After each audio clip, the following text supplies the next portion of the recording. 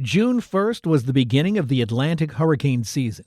Over the past few years, it seems there have been more and more powerful hurricanes hitting the United States, and scenes of massive damage from the storms have almost become commonplace in the summer and fall. So to learn more about hurricanes, we went to an expert. Dr. Athena Masson is a meteorologist and hurricane specialist at the Florida Public Radio Emergency Network at the University of Florida. I asked her why she decided to make hurricanes a big part of her life. I feel like I was maybe smacked in the head during a young age going through Hurricane Andrew in the Miami Beach area. It was a Category 5 when it came ashore, and I remember just everything about it, even though I believe I was 3 years old. But I remember the winds. I remember just the damage. And at one point, the satellite dish from a TV station down the street from us came rolling down our street and smashed into the house at the end of the street. It was something I could not forget as a child, and even to this day, that there's a force out there that's much greater than all of us. And I really wanted to understand it and how we can protect ourselves. So the hurricane chose me. Why does the Atlantic hurricane season get so much attention? I mean, they get storms in the Pacific, or don't they? Yes, the Pacific does get storms, the Eastern Pacific, the Western Pacific, even out towards Hawaii and the Central Pacific. What generally happens in the Eastern Pacific, though, a lot of these hurricanes are forming off of Central America and down towards the northern parts of South America. And because of the trade winds, they are pulled from east to west, all the way out to sea, and then they fizzle. It's very uncommon for hurricanes to impact the California or sometimes the Baja region. They're usually weakening and going out to sea, so not a lot of attention to them. There's a lot of attention towards Japan, South Korea, China. Obviously, they get their share of hurricanes, but for the Atlantic, we're going back to that trade wind phenomena, where we usually see them form off the west coast of Africa, travel across the Atlantic, and of course, what lies in sight, we have the Caribbean, we have the United States, we have Central America. So it's always on our minds because we're in a very vulnerable spot. When did science start to try to predict hurricanes beyond, gee, it's getting windy and dark over there? This goes back so many years. And if we were to pinpoint kind of where real weather forecasting began, it started in the 1840s. And it's all thanks to the invention of the electric telegraph. It made forecasting weather somewhat possible, but very basic. They knew that during severe weather seasons in the spring and the fall, they would notice that most of the storms over the United States would move in a west to east formation generally. So those in Denver, if they got hit by a storm, now they're telegraphing in to Kansas City, for example, and saying like, hey, we just got hit by something, be prepared. And this is generally when the first weather maps were starting to be created. Very basic idea, though. We're looking at low and high pressure systems moving from west to east. And we did not account for, are they gaining or losing strength? Maybe they're diverting a little bit to the northeast. No, it was very rigid. So obviously, weather systems, they don't travel due eastward. And therefore, you can imagine people make fun of us all the time, saying that we are wrong all the time. No, in the 1840s, they were wrong constantly because not all the time did a system from Denver make it to Kansas City. But it was a start. But when it came to hurricanes, that was a little bit of a different ballgame. Because over land, we have observers, weather stations that are collecting data, and you can kind of warn people in the next town over if something's coming. Hurricanes, completely different ballgame, though, because they are forming out in the middle of the ocean. And last time I checked, no one has little houses out there to warn us if something is coming. And so in the 1860s and 1873, that was the first official hurricane warning, or in this case, hurricane threat, that was issued to the United States. At the time, we didn't have the National Weather Service. We had what was called the U.S. Army Signal Corps.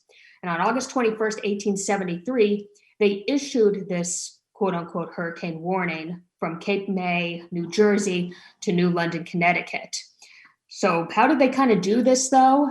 You still didn't go out and issue a warning to the public like we do now over radio. Instead, they put signal flags or hurricane like flags along the coastline. Well, again, we're still back in the 1870s. Stuff is wrong constantly. So the hurricane luckily missed, but ended up hitting Newfoundland, Canada, and killing at least 223 people, most of which were at sea. But at this point, things start to get better. We're learning stuff. If we were to continue to stick in the 1890s, this is when technology, quote unquote, technology really started to flourish. And it all started with underwater cables to connect the Weather Bureau to a few Caribbean islands. So from Florida all the way out towards the Bahamas. This helped because now we can communicate with the Bahamas. So what happened in 1893, this was proven to taken to the test. Were these cables going to be sufficient? The Bahamas relayed to New York City, hey, something's forming to our north, and we think that it is going towards you. You need to be putting up a little bit of a heads up and getting your residents ready. A few days later, the hurricane made a direct hit at New York City. And then 2 days later, the Bahamas issued another warning saying, hey, there's another storm. You may want to watch the East Coast. Savannah, Georgia got impacted and all the way up towards South Carolina. We've gone from that to now we have satellites and we're even flying planes into the middle of these things. Oh boy. Yeah, that's a nice and awesome, funny story about how the hurricane hunters got started. And we definitely need them because they give us such crucial indicators on the strength and direction that a storm is taking based on drop songs that they produce. But if you can believe this, the whole idea of hurricane hunting started as a dare in the middle of World War II. And it was from Lieutenant Colonel Joe Duckworth, who at the time was stationed at an Air Force base just along the Gulf of Mexico coast. He took a single engine Texas training aircraft into the eye of the hurricane because at the time at breakfast that morning, some veteran British pilots who were on base trying to learn instruments for flight training, they started making jokes that American airplanes were being flown away from the path of this storm that was approaching Galveston, and that therefore their aircrafts, American aircrafts, were not resilient enough or that they were weak. So Duckworth got annoyed with them, said, okay, I'm going to fly my airplane right into that hurricane. And he did it. He went directly into it. And as he was approaching it, Tower Control in Houston relayed to him, like, are you out of your mind? Do you know what's ahead of you? Okay, where are we going to be sending the rescue crews in order to locate your body and the wreckage? Well, Duckworth proved them all wrong. He went through the eye of the hurricane. He came back, and one of the main meteorologists at the base at the time was waiting for him and says, I want to go and research it myself. Later that day, they went back out and did it again. So that was how the hurricane hunters started, by a dare. But it was a perfect dare because at that time they realized they need aircrafts to go into the hurricane in order to determine the structure of the hurricane, but also what are the true wind speeds of a hurricane. And that revolutionized all of hurricane forecasting at that time. Have we reached the point where we can see one of these waves coming off Africa and you can say, yeah, that one looks like it's going to be trouble, whereas this one, it's going to dissipate? We all know Mother Nature will always deliver us a hand that we cannot win at the end of the day. There's so much still that we need to know about tropical cyclones and how to accurately forecast them. Satellite technology has helped us significantly, and that started back in the 1960s when the first satellites started to be put into orbit and monitor Earth's cloud cover and the first weather patterns. So it wasn't until around 1961 that we discovered and actually saw a clear image of our first hurricane. We've come a long way from that point, but now we're going back to the hurricane hunters. We still need the hurricane hunters to fly out into these hurricanes because this is the way that we generally know the exact amount of wind speed, maximum wind speeds that are within a cyclone and where they are going. Because as that hurricane approaches shore, we have a better forecast with it. With those off of Africa, though, we have a little bit of a problem. Africa at this time does not have a hurricane hunter program that can ship off one of their hurricane hunters into the storms that are closer to them. We can't deploy our hurricane hunters all the way across the Atlantic towards Africa and then ask them to fly back. There's just not enough fuel within the jet in itself, and that's a very long track and dangerous trip. With hurricanes that are forming off of Africa, a lot of people don't know this. We use what's known as the Dvorak technique. And this was devised back in the 1960s, right when the Saffir-Simpson hurricane wind scale was coming about. The Dvorak technique estimates cyclone intensity based solely on visible and infrared satellite images. It's great in a way because, again, we cannot fly all the way to Africa and put dropsondes into these hurricanes, but it's not an accurate representation of the true strength. We may be estimating wind speeds just based on the shape of a hurricane when really it could be housing something either much stronger or maybe even a little bit less.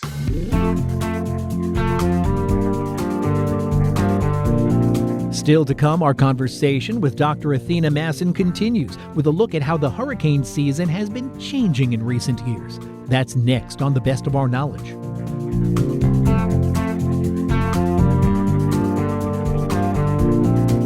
Got any questions or comments about The Best of Our Knowledge? Send them in. Our email address is knowledge@wamc.org. And if you'd like to listen to this or any past programs again, you can find them online at our flagship station's website.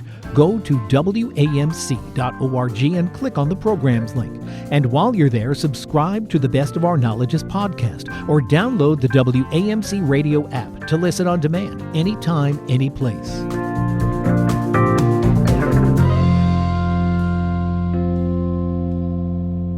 This is The Best of Our Knowledge. I'm Bob Barrett, and our guest today is Dr. Athena Masson, a meteorologist and hurricane specialist at the Florida Public Radio Emergency Network at the University of Florida.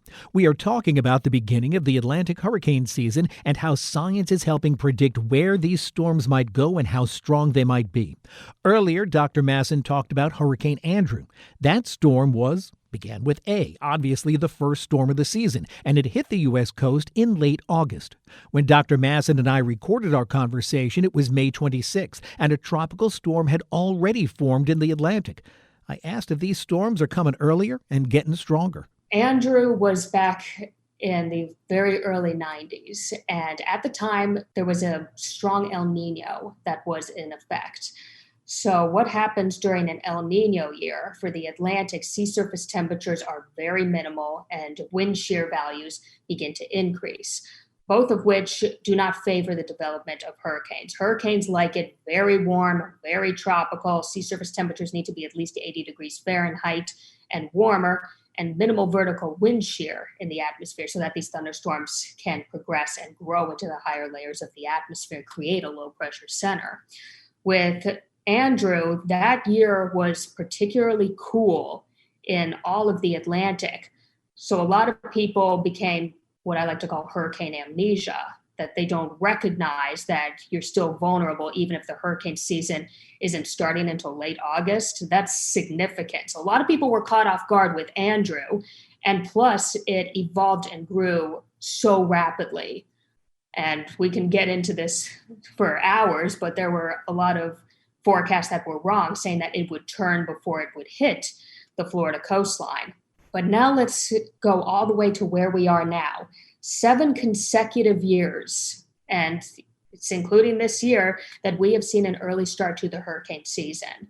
Our hurricane season generally runs from June 1st all the way to November 30th, because during this time period, these are the prime conditions: warm sea surface temperatures, minimal vertical wind shear. You know the story. Prior to these months, we see cooler temperatures. We're coming out of winter, and it takes time for the ocean to warm up. Well, we just saw subtropical storm Ana form northeast of Bermuda just a few days ago.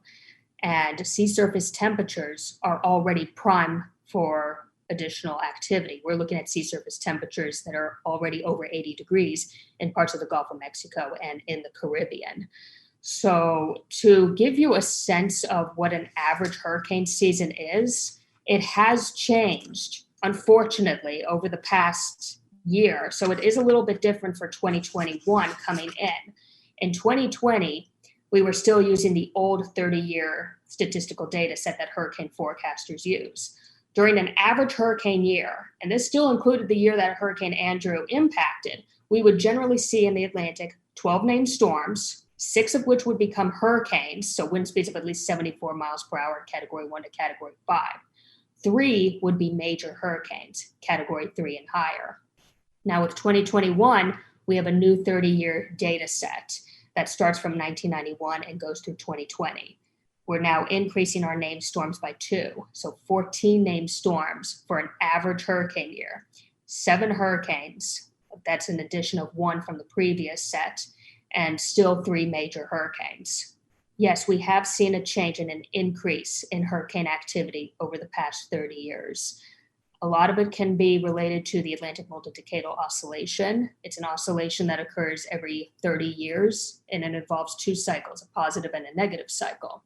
Positive cycle, which we have been in since 1995, shows an increase in sea surface temperatures, minimal vertical wind shear, and that allows for an increase in hurricane activity. This was seen back in the 50s and the 60s. We saw another spike in activity before we went then into a negative cycle for the 70s and 80s. Not a lot of hurricane activity when you're looking at the stats of those hurricanes during those years. 1995 comes along, we're back into this very active period. And we could be stuck in this period until the 1930s, or until the 2030s, excuse me. So this is just kind of an indicator that we still have a long ways to go if this oscillation is true. But I also want to point out, we know for a fact sea surface temperatures are rising. We do have climate change that is an issue. We are seeing a warming planet. So even if we follow this oscillation and we go back to a negative cycle in the 2030s at some point, are our sea surface temperatures already too warm that, yes, we may technically be in a negative cycle, but we're just at a minimal positive cycle that our sea surface temperatures just continue to stay at that threshold for hurricane activity? Are storms getting stronger? Do we need Category 6? I hope that we never get to that point of Category 6. The category scale was developed to assess damage, not necessarily to look at different components scientific-wise, because it was devised by Herbert Saffer in the 1960s, who was commissioned by the United Nations to go down to the Gulf Coast states after Hurricane Camille and assess the damage. What type of wind speed damage could make a beam snap in half? So it's based still on the damage in that respect. However, when you get up to the major categories, Category 4 to Category 5, there's very little difference when it comes to the damage, because at that point, Cat 4, Cat 5, everything is devastation and demolished. So if we were to raise this to a Category 6, damage would still be the same, absolutely devastating. But if we were to look at scientific components, though, wind speeds, for example, could we possibly see a hurricane that could reach 200 miles per hour? I would really hate to think that, but we are seeing a bit of a trend, especially since 1995 when we entered into this positive cycle. We are seeing an increased amount of major hurricanes. And I know that the National Hurricane Center at first said that Eta and Iota were possibly Category 5 hurricanes when they came ashore last year in Central America. They've since downgraded it to Category 4s. But again, if we were to keep them at Category 5 strength, that would have been the 5th consecutive year that we have seen a Category 5 form in the Atlantic. Category 5s are rare, very, very rare. The last one before 2016 was back in 2007 with Felix. So we're seeing more Category 5s. Maybe it is time that we reamp the scale, and maybe look at, do we truly need to shift some of the numbers and possibly even include maybe a Category 6. The reason why I hope that we don't really go to a Category 6, though, is that, again, it's going to be exceedingly rare, but the massive amount of concern and panic that would spread across a population. Category 5 is already bad enough. Do we really need to add in a Category 6? All right, look ahead. What's in the hopper technology-wise for better predicting the path and formation of these storms? And do you have a wish list for something? My wish list is very long. Hopefully Santa will bring me something good underneath my Christmas tree this year. uh, our satellite technology is getting better and better every single year. We just put up a few of the GOES satellites, GOES, and they have been giving us such great detail with all weather phenomena. But I would also like in the future, and I believe that this is in the plans, to get a 3D look of what's happening inside of a hurricane.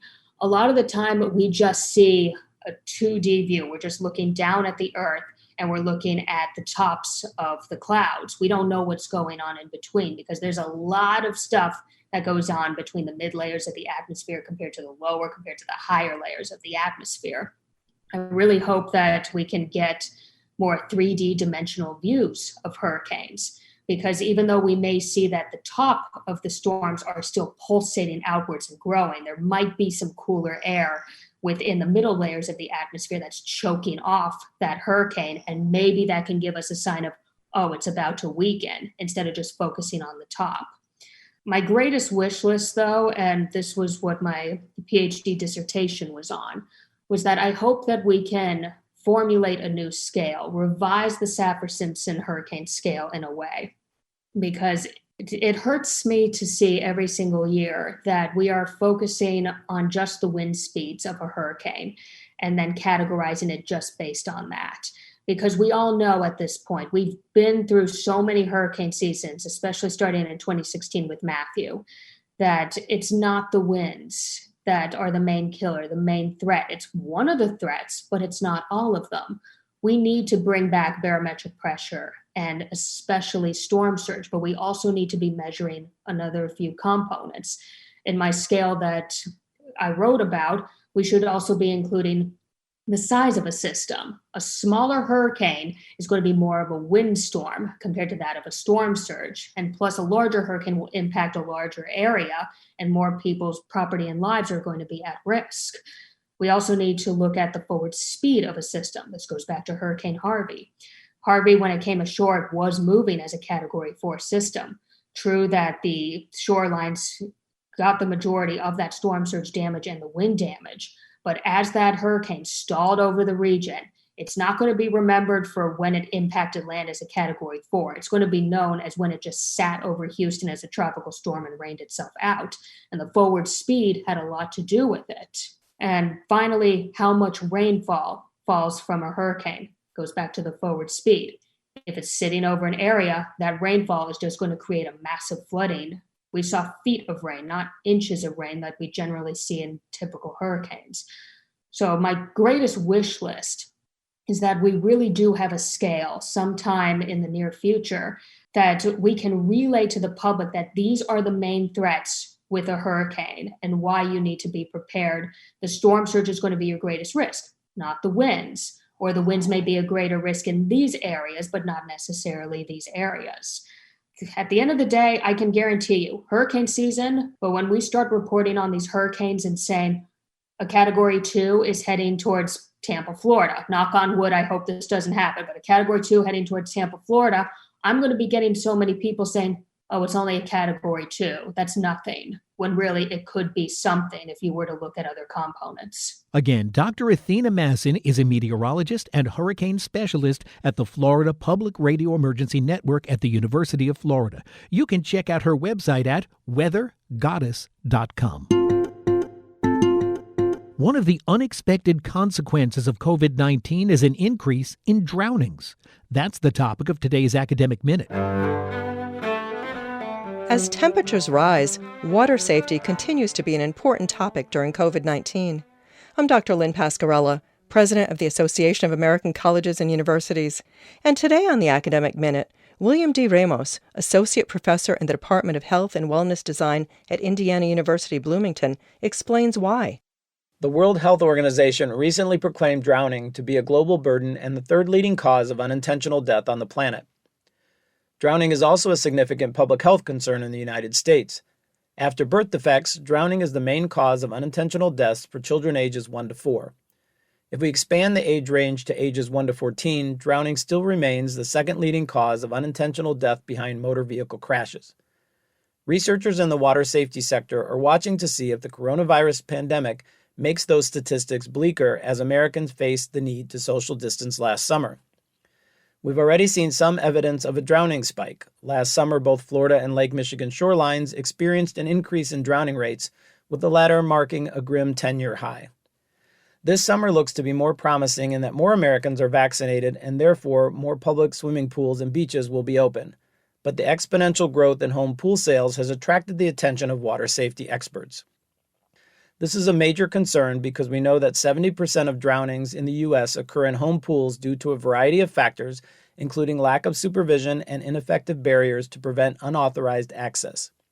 In an effort to dampen any spike in drowning rates, aquatic safety experts will be working with nonprofit and government partners to ramp up existing water safety education programs, whether it be creating legislation around rules for owning and operating a home pool, or more effectively engaging with social media to reach audiences that might typically be addressed in person. And we will be studying how the associated behaviors leading up to drownings during the pandemic have changed, and then calibrate prevention efforts as appropriate. That was William D. Ramos of Indiana University Bloomington. You can find this, other segments, and more information about the professors at academicminute.org. The Academic Minute is a production of WAMC Northeast Public Radio in partnership with the Association of American Colleges and Universities.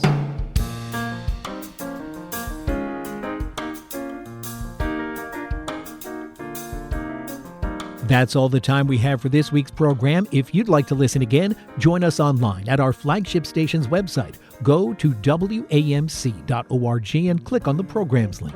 While you're there, subscribe to our podcast or any of the other WAMC or National Productions podcasts. And if you have any questions or comments about the program, send them in. Our email address is knowledge@WAMC.org. And you can find us on Twitter at TBOOKnowledge. I'm Bob Barrett. Be sure to join us next time for another edition of The Best of Our Knowledge. Bob Barrett is producer of The Best of Our Knowledge. Dr. Alan Chartock is executive producer. The Best of Our Knowledge is a production of WAMC Radio's National Productions, which is solely responsible for its content.